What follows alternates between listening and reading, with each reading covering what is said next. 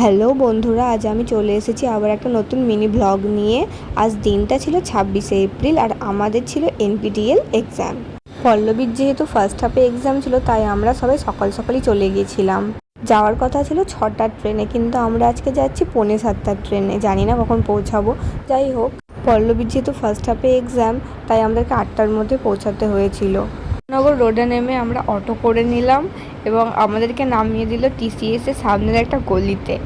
তারপর আমরা বুঝতে পারি না টিসিএসটা কোন দিকে, কিন্তু আমাদের ইন্টেলিজেন্ট বান্ধবী পল্লবী গুগল ম্যাপটা খুলে ঠিক পরীক্ষা হলে ঢুকে গেছে।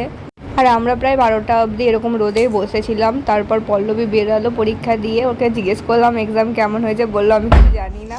তারপরে খাওয়া দাওয়া করার পর আমাদের সেকেন্ড হাফে এক্সাম ছিল এবং পল্লবী সেই প্যাকগুলোকে পাহারা দিচ্ছিল। তারপর আমরা চলে যাই এক্সাম দেওয়ার পর স্টেশনে দেখি অনেক ভিড়, ট্রেনও চলে এসেছে।